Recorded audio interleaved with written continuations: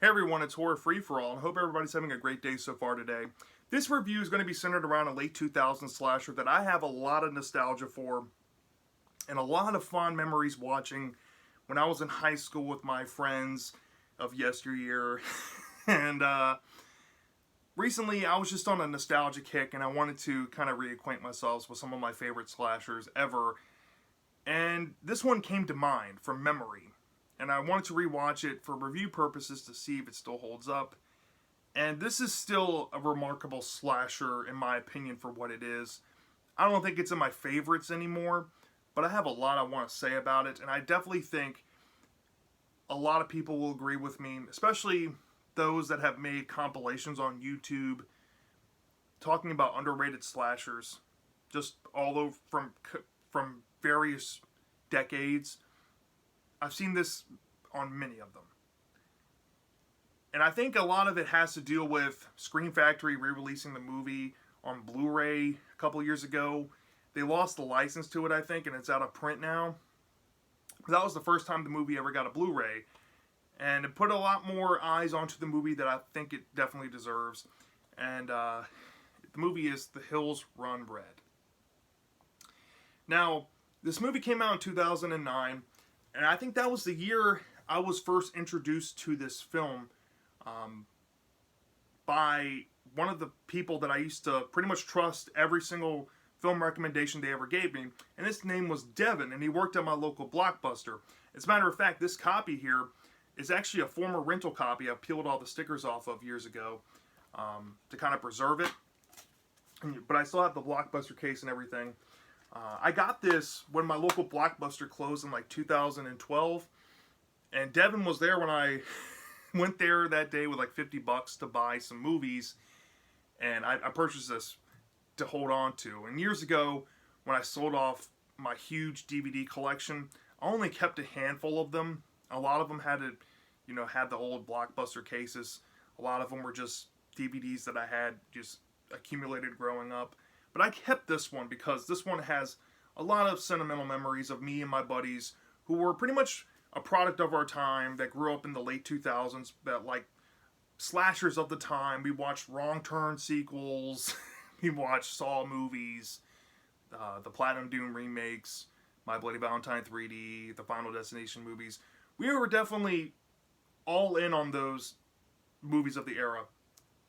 But this one was one of our personal favorites. And this one, next to My Bloody Valentine 3D, was always the two go-tos that I would go to when I went to Blockbuster to rent a slasher movie, when it was my turn to pick one.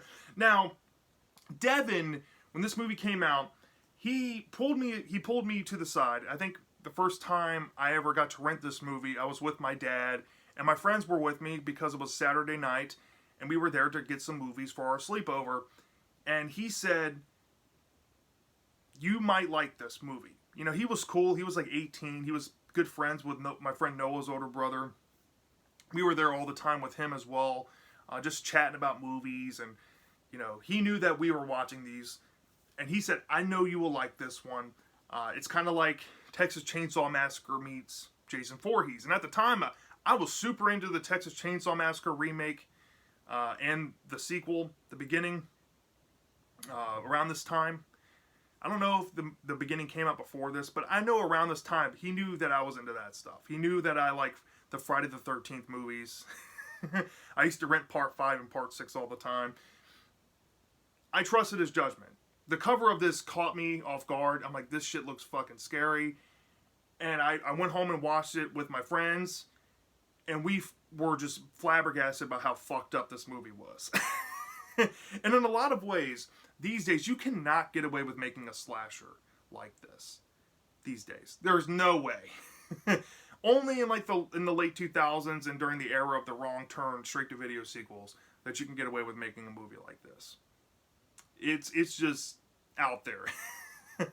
And ever since after that first time I rented it, I think this was one of my most rented movies, which is why I think I found myself buying this when that Blockbuster closed, and why I've held on to it so many years. I kicked myself in the ass because years ago, the Scream Factory Blu-ray ended up in a bin at Best Buy back when they still had bins. I didn't pick it up. I shoot myself in the foot now because that thing is like $30, but I'm fine with having the DVD, and I still love it regardless. The quality on DVD doesn't look that bad on my 4K player, I have to say. But one thing before we get into the plot synopsis, I think this movie's very underrated. Yes, it was a Warner Premiere straight-to-video, or I guess DVD, slasher from the late 2000s. But in an era in the late 2000s where there was just a slew of slasher remakes and nothing but Final Destination and Saw sequels and the 3D gimmicks going on and Wrong Turn going straight to video with just gross unrated horror and gross out shit, and you had, you know, Hellraiser and Children of the Corn somehow hanging on by a thread, and Rob Zombie's Halloween universe fucking fizzling out and going to shit. A movie like this coming out straight to video, and seeing the love and passion in the making of this film, the director Dave Parker, who I recognize from a few Dollar Tree staple movies. Not trying to say that's a knock to the man, but he hasn't had the best of luck in films over the years. But seeing the passion they had behind this, given the low budget they were given, the fact that they had to film this movie in Bulgaria, overseas, and you can tell that they were trying to work within the limitations they had. This movie was made with so much heart.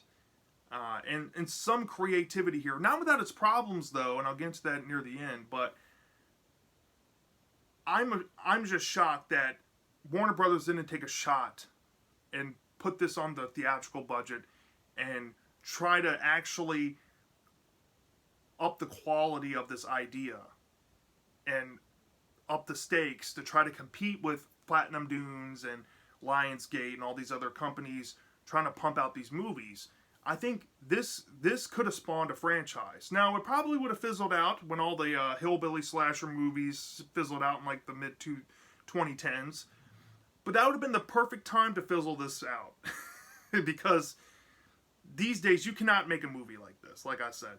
You just cannot get away with making this today. Now, I do think that this would be a prime candidate for a horror remake. Maybe on like Shudder or something.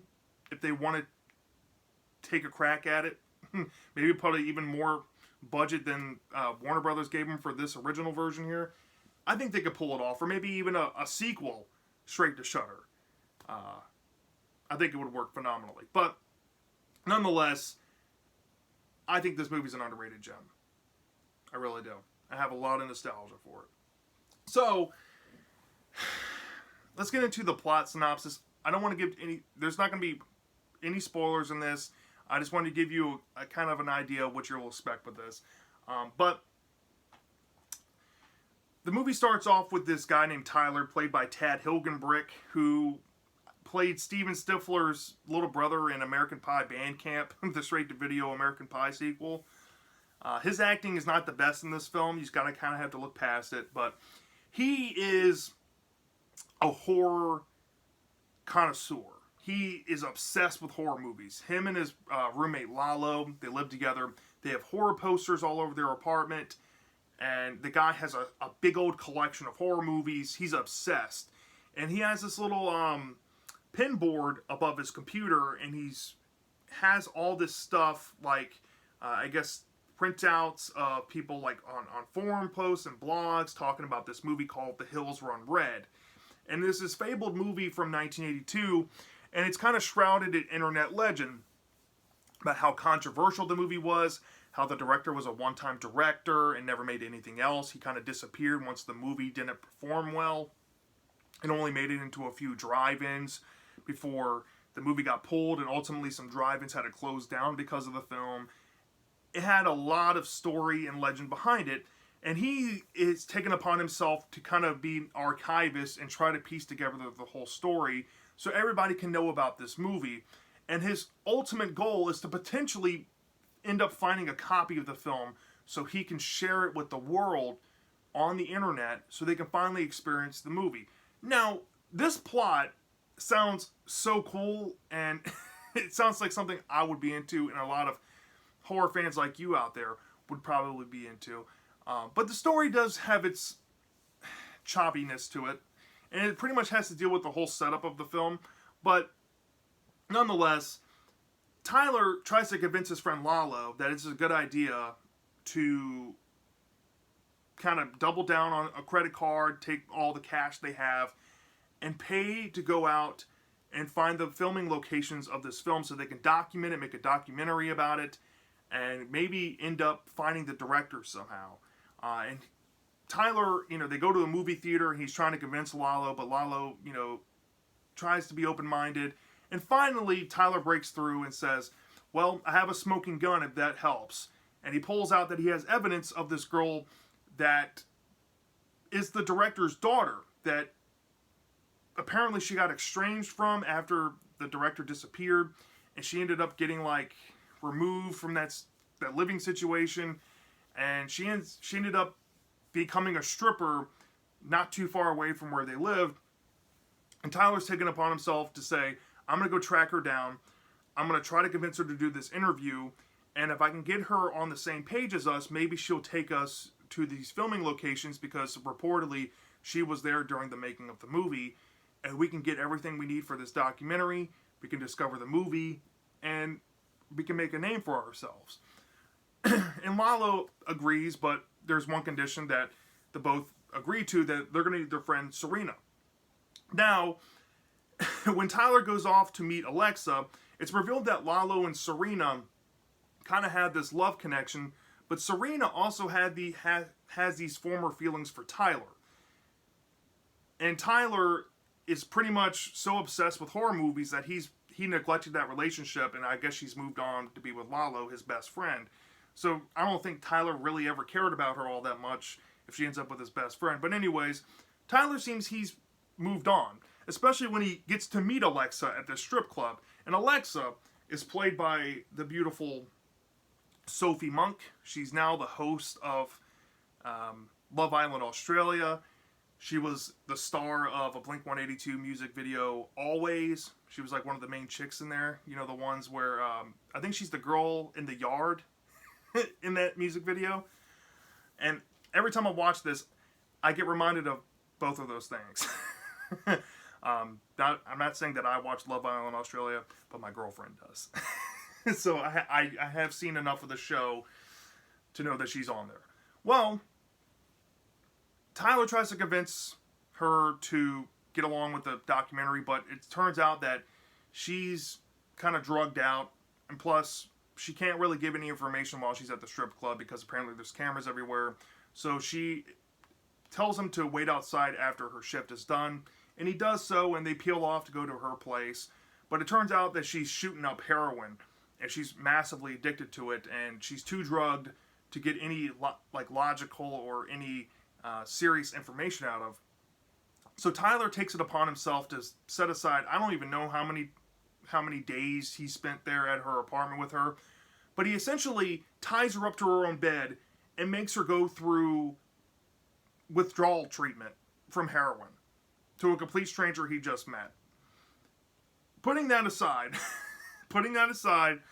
it does end up working, and they get kind of close. You see Sophie Monk's bare breasts multiple times throughout this first 25 minutes, especially during this montage of her getting clean. When she comes out of it, she's finally ready to do this documentary. So Serena, Lalo, and Tyler gather the funds, and they meet up with her. They interview her, and she agrees to take them on this trip to go to the filming locations of the fabled The Hills Run Red movie. Now, throughout the rest of the movie, you can tell it's low budget, but they're going through a huge wilderness area, presumably somewhere out in the Midwest, or maybe in Idaho somewhere, where there's a lot of trees and dense forestation. And they're driving through, and they go through this small town. They find some people that were rumored to have seen the movie at this drive-in, and that was the drive-in that he found out on the internet that had closed down because the film played there. And he's getting some backstory from these locals that watched the movie and such. And they continue on, and they end up having to camp out one night. And this is where the titular villain, Babyface, comes in. Now, I haven't spoiled the intro of the movie whatsoever, but the intro, oh my god. Potential origins of Babyface here, of how he got his name, let's just say. Babyface is this guy on the cover. And he may or may not be stalking these people while they're trying to go find these filming locations. Now, they do have some interactions with some people they interviewed beforehand, some really sketchy shit. Babyface may or may not handle them, and may or may not be trying to save these four at the same time. It's kind of weird, but you'll understand why when you get to the end of the movie. But anyways, the four of them get scared out, and they end up kind of, splitting up, venturing off. But they eventually all end up at the house that the film was made at. And that's pretty much where the final act of the movie takes place. We may or may not meet the director of the film. There may or may not be a ginormous recontextualization with some fucked up reveals dealing with certain characters. Babyface, the director, the whole 9 yards. There's kind of this meta tone to the movie that gets added on there as well.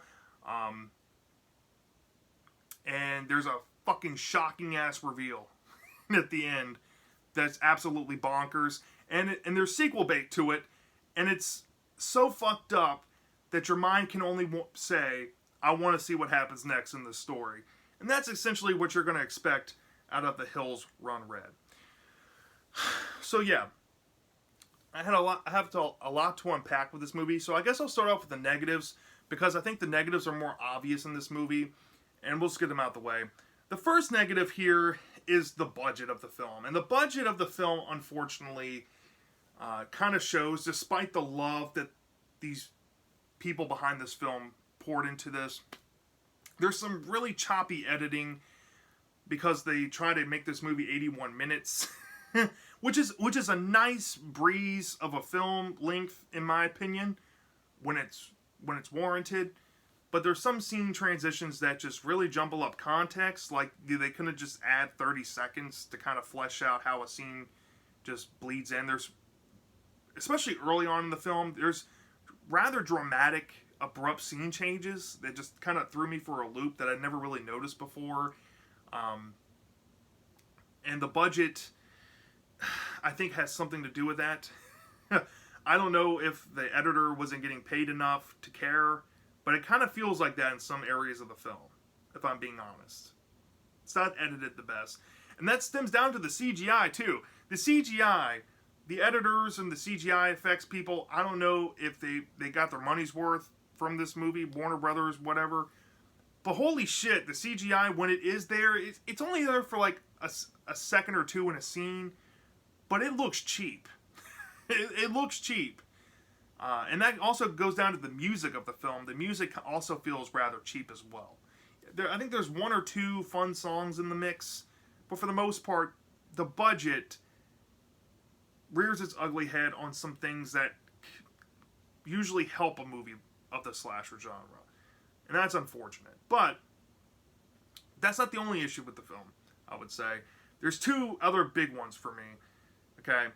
The first one is that the main character, Tyler, the actor Tad Hilgenbrick, aka Steven Stifler's younger brother from American Pie Bandcamp, he's a terrible actor. And Tyler's character has the worst writing in the whole movie. Every other character seems fine. Lalo's character is decently written. Not the greatest, but he's supposed to be written the way he is, and you'll discover why. Serena's character, she has an interesting backstory to her. Her relationship with Lalo seems to be fleshed out, but her with Tyler isn't. And I think most of that is not because of the Serena to Tyler connection, where Serena's said to have past feelings with Tyler. It's Tyler's writing to Serena, where none of that really makes sense, because he really acts like he does not give an absolute fuck that he used to be with this girl, that they had a past together, hell, that she's pretty much hooking up with his best friend. He doesn't give a fuck. Like, why is this even a thing in the film? And I ask myself this now. I didn't notice this when I was a kid, but Tyler's writing to all the other characters around him is terrible. And he's written like such a self-centered asshole that even in certain points in the movie where you think he would kind of turn on and think about his friends, he's still just thinking about this fucking movie. And he's so far gone in his like obsession that he's not really likable. And not in like in a fun way or anything. You're just like, this character's annoying. And that's unfortunate. Tyler's just a fucking annoying character. But he is counterbalanced with this chick, Alexa, who in my opinion is the actual main character of this movie. Alexa, played by the gorgeous Sophie Monk. Holy fuck.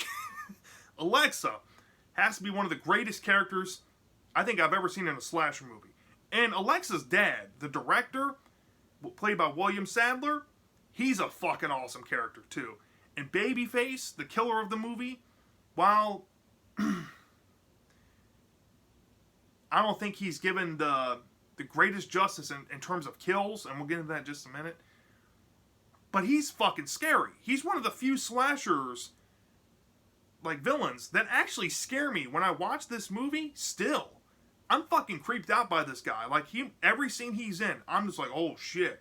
I'm leaning back in my chair because he makes me tense.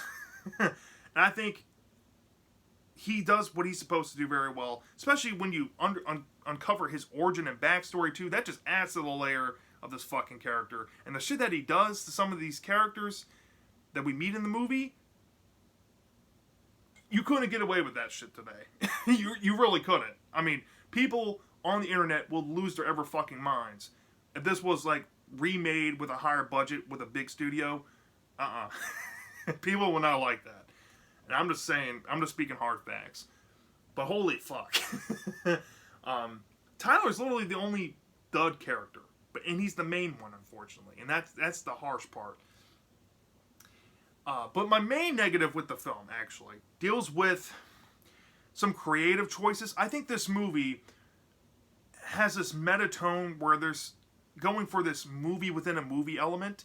And I think a lot of the time it works because where this movie comes to shine, in my opinion, is its style and delivery of the kills. Because you have flashbacks with Alexa that showcase some of the kills. You have, in the moment, kills with Alexa and the other three, Serena, Lalo, and Tyler, that are shown. And then there's kills that are featured in this film, The Hills Run Red, the fabled one that we got to learn about in the beginning of the movie.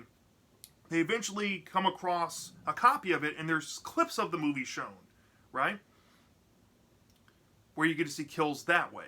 So this film comes to experiment with how it delivers the kill sequences and kill scenes of the film.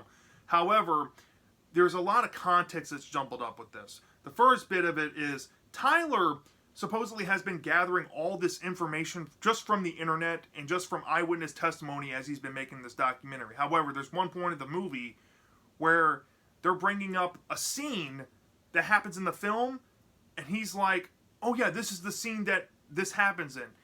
And I'm like,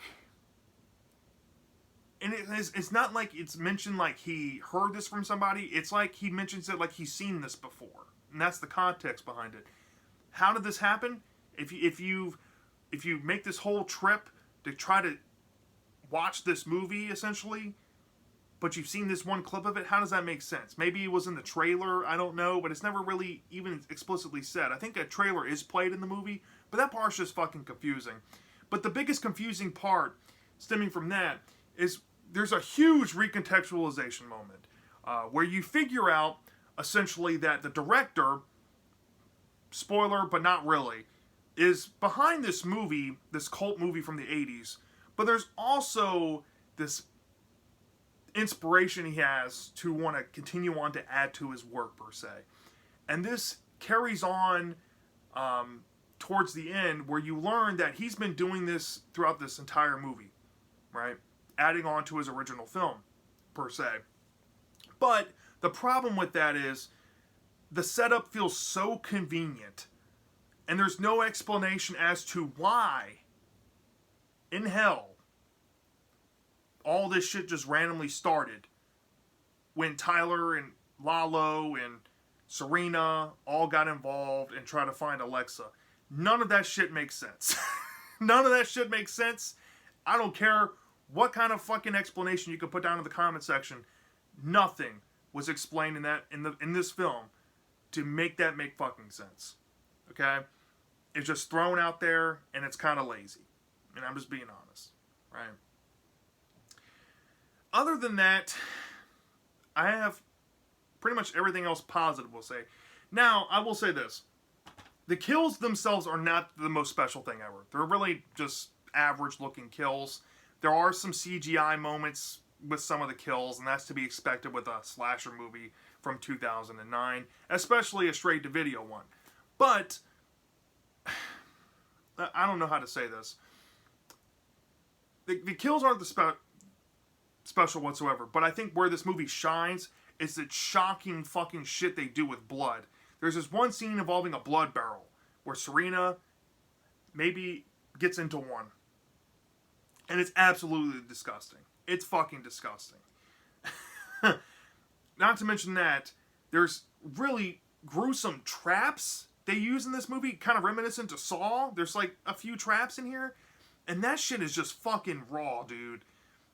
There's something that happens to one of the characters involving like a rib cage cruncher. There's a scene that we got to see in a flashback of this chick being pretty much crucified with fucking hooks and bungee cords. Jesus Christ, man.